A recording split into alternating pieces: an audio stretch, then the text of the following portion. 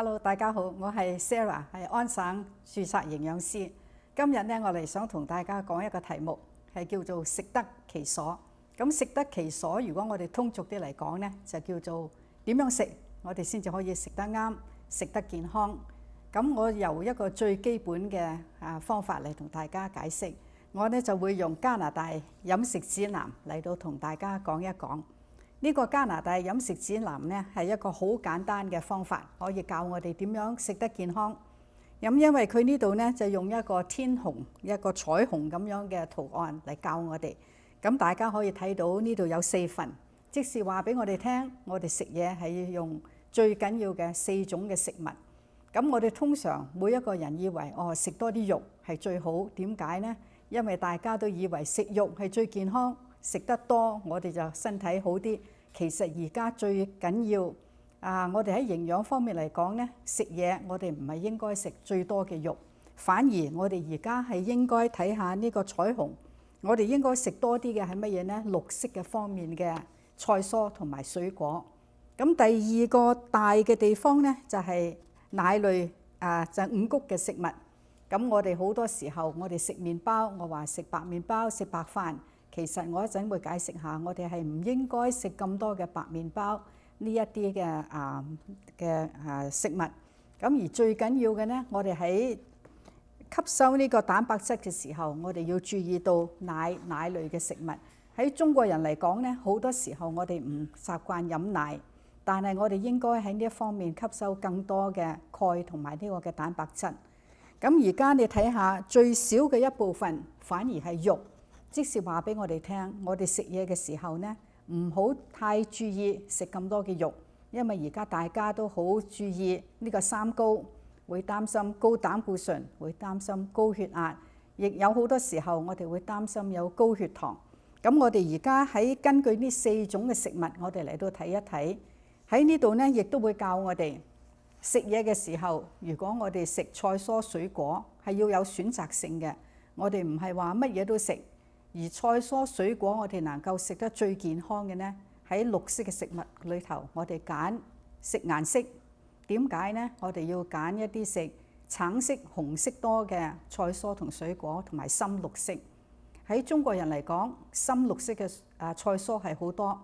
我哋嘅譬如油菜，我哋嘅芥蘭，或者就算西蘭花，呢啲係好高嘅維他命 C、A 同埋抗氧化劑。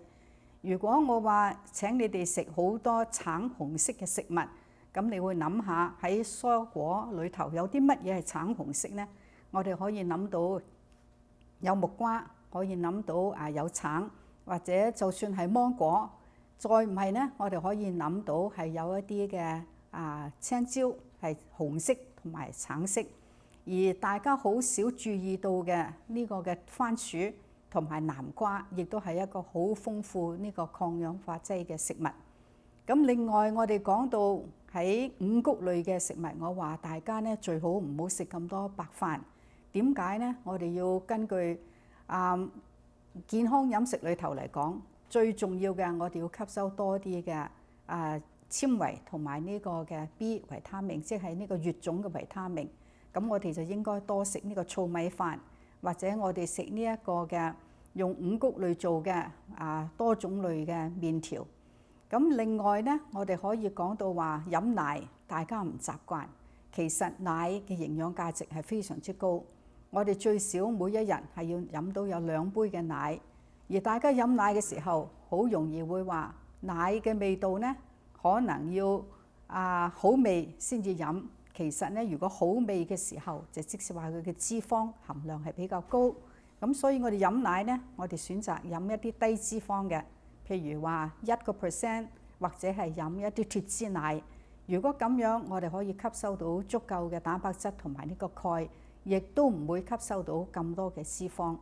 咁除咗奶，喺我哋中國人嚟講係好少話會食到一啲嘅乳酪同埋呢個芝士。呢一方面呢，我哋亦都要睇下佢嘅脂肪含量。脂肪含量越低嘅，對我哋嘅健康係越好。咁如果大家能夠熟習下去睇買嘢嘅時候，睇下個 nutrition facts 個 label，即係個營養標籤的話，如果你睇到個營養標籤，佢嘅脂肪係少過5% 的話呢，呢一個就係一個比較低脂肪嘅食物。我哋揀呢一個嘅乳酪嘅時候，如果能夠揀到一啲譬如冇咁多脂肪嘅，而家有啲係0%嘅，呢一啲就比較健康一啲。咁再有我哋會講到話食肉啦。咁食肉嘅時候，大家以為我食塊牛扒8安士一定好啦。其實我哋每一日食肉係唔需要食咁多，我哋每一餐大概係2安士到3安士就夠啦。咁你話我平日食嘢，我好難知道佢幾重喎。